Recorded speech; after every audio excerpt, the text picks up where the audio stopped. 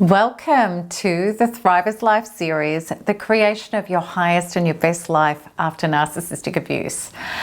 I cannot tell you how grateful I am for narcissistic abuse. And I know many of you are already there. And I know 100% that there are many of you that feel like you never will be.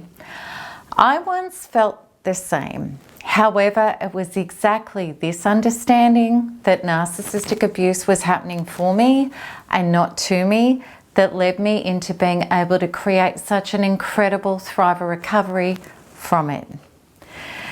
There are two distinct ways that people perceive narcissistic abuse. And the first is as something to try to go through, and the second is as an experience to determinedly grow through. It's the second version that I want to talk to you deeply about today. And I'd like to start off by sharing with you what I believe all relationships in our lives are about. And to explain this clearly, I'd like to tell you what I believe they are not. They are not about getting love, approval, security, and survival from another person, which sadly is what many people seek relationships for. I believe they're about having reflected back where we are in relation to these things, to ourselves. Because there are, I believe, four main components to be our true self. These are being healthy, whole sources of love, approval, security, and survival to ourselves. When we are these things, we know how not to self-abandon, self-avoid, and give our power away. We know how to be true selves rather than cling to false selves, such as narcissists, and false sources, such as addictions, to try to self-medicate the pain away and feel whole. Instead, we're sourcing, generating, and creating with the healthy aspects of life. This is what a true self, having a true life existence, is.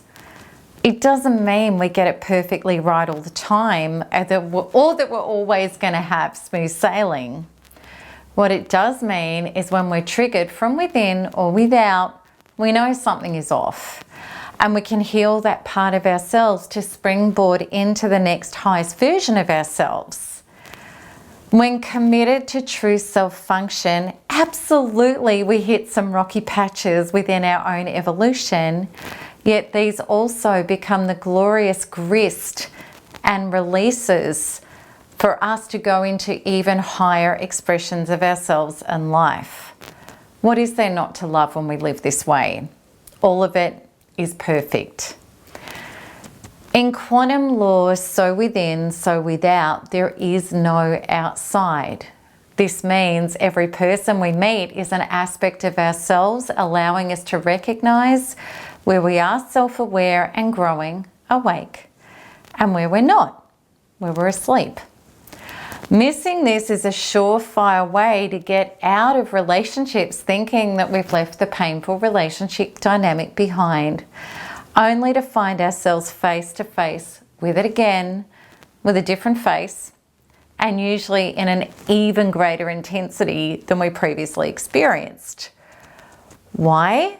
Because our soul is efforting through the experiences it chooses to make the unconscious conscious, so that we can wake up and bring the light into these dark inner places. I have no doubt at all that narcissistic abuse is the ultimate experience to help us wake up, because there is no missing the anguish and trauma it brings front and center to our consciousness. Over the last 10 plus years, I've seen two main groups of individuals who've been narcissistically abused. The first category of people are going through the experience and stay traumatized, reduced, and battling to try to manage their inner fully activated wounds that have become chronic mentally, emotionally, and physically. The second group of people are growing. They've decided this is the turning point, enough is enough, to fully meet their wounds, do the inner work, and free themselves from all the patterns in their life that have unconsciously caused the handing of their power over and experiences of horrific abuse. Initially, I had no idea there was option 2 because literally no one was talking about it. Now, thank goodness I do, because I discovered the truth that not only saved my life, but also provided me with the most incredible amount of joy, freedom, personal power, and expansion into being and doing a life that I never had access to before my Thriver recovery. I discovered the way because of narcissistic abuse to claim my true life. After narcissistic abuse, the trauma is so great.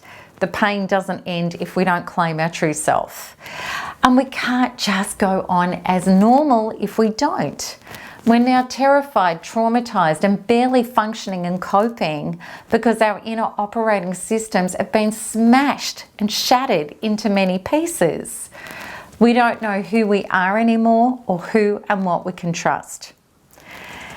If we don't turn inwards to heal, we remain victimized and traumatized while trying to protect ourselves against the billions of people of situations which are happening out there, rather than making the true healing changes at the only place we ever can control, which is in there. True Thriver recovery from narcissistic abuse is not for the lighthearted. Yet it's a journey that makes our life so much more lighthearted when we achieve it. I think I should say faint-hearted. But, you know, we have to get really serious about this. I think the real question we all face when we've been narcissistically abused is this: how hard does it have to get before we wake up? For many of us, it gets pretty bad. The experiences we go through before waking up do keep hurting us. The narcissistic abuse experience is a powerful soul one beyond comparison, because it shows us in every which way we could imagine how any energy expended on the outside makes our situation worse. The narcissist gets energized and attacks us and hurts us more every time we try to make them accountable. People believe us less when we try to get them to realize what is happening to us. Authorities and legal personnel become more ineffective in our life, and if we look to anything on the outside for our salvation, everything breaks, cracks apart, falls flat, and completely turns its back on us until we do the one thing that will work, which is turn inside and heal ourselves. When we wake up and start to take back our power, the real and necessary questions are these. As the quantum powerful creator I am of so within, so without, what on earth is going on in my inner universe for this to be happening to me? And how, therefore, do I change me to change all of this? I want you to understand, I know that if you are not yet on the Thriver's path, you may feel daunted at taking personal responsibility to heal your inner wounds, or even feel offended by hearing that you need to. Once upon a time, I did too. Our human conditioning has tried everything it can to stop us from turning inwards and claiming our power. It's made us believe that this means the narcissist gets off the hook and that we're taking the blame and somehow saying we asked for this and that it was our fault. This is exactly what the victim shaming argument is about. I used to believe it too. I remember years ago in the throes of narcissistic abuse, a woman at a spiritual workshop said to me, "If it's that bad, why are you still with him? What part of you is attached to blaming him rather than you working out what you need to heal so that you do leave him?" I was adamant she had no idea what she was talking about. Now, because of being brought to my knees and finally doing the inner work that she was pointing at, I know she was right. We are also taught that there is no way that we can go inside, claim and heal our wounds. We're told that the trauma will be too great and it's going to take us out. We're told that there is no way to do this and we must just manage our wounds instead. And of course, world systems that benefit greatly from keeping us sick and alive would say that. Quantum freedom healing now proves all of this wrong. You only need to go through any of my forums or blogs to see the overwhelming evidence of people like myself who now live free from their previous unspeakable wounds. The following is the 3 big things that I woke up to in order to start claiming my true life. There was many others, but these 3 are the biggest. And by sharing these, I hope they deeply assist your awakening towards your true self and life as well. The first, the terrors of abandonment. By being cruelly and abruptly abandoned mentally, emotionally, physically, and literally, I was confronted with the fears and insecurities that I could not survive on my own and that I was unworthy of love and replaceable. My fears of abandonment were so huge that at times I felt like I was literally going to die without this person.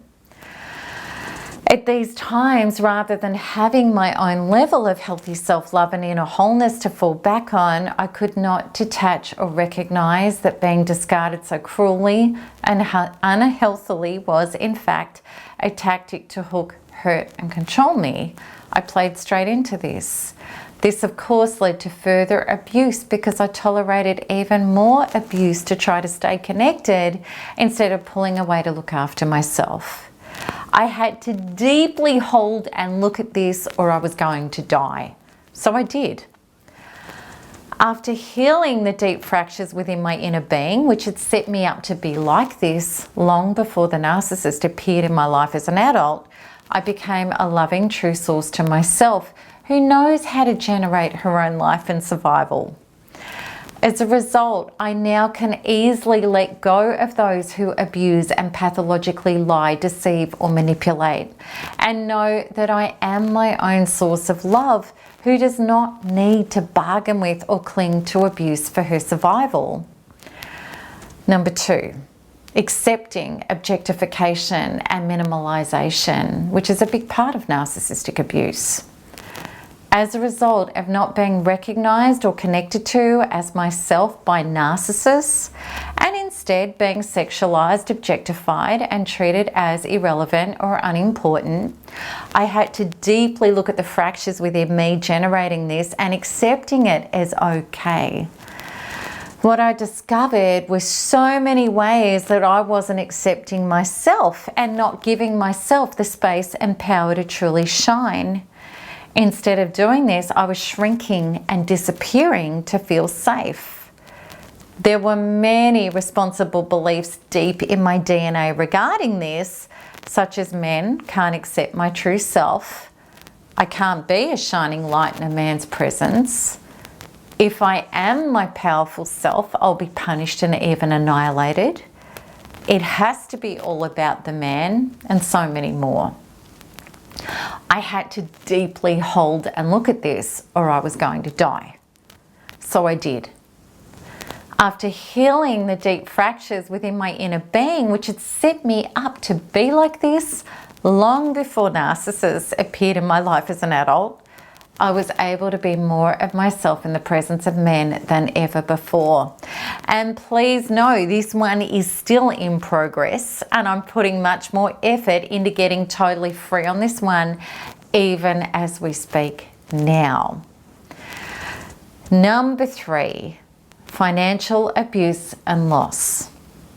By being financially abused and losing all my security, I was confronted with my worst fears that I was unsafe, and unless I had a certain amount of security and a man looking after me, that I would not survive. I had to deeply hold and look at this or I was going to die. So I did. As a result of coming face to face with my greatest survival terrors and being granted the opportunity to heal them, it was then that I stepped into my true self function on this topic, which was that my worth and security was in fact me and my connection with my higher power and all of life. If it hadn't been for narcissistic abuse, I would never have been set free from these deep and powerful traumas and would have spent my life locked into fear, playing it safe, and handing power over to others so that they could look after me. I would never have been able to expand into the world as my own financial force as I do now, because I am emotionally free to. Okay, so I hope that this has granted you some deep and empowered inspiration to use your narcissistic experience as the springboard to catapult your incredible release and healing into your true life and true self trajectories that are waiting for you to align with. And I'm so looking forward to answering your comments and questions regarding this episode and exactly how you can achieve this. And remember, after narcissistic abuse recovery, gloriously we take it further. Why? Because we can. Lots of love. Bye-bye.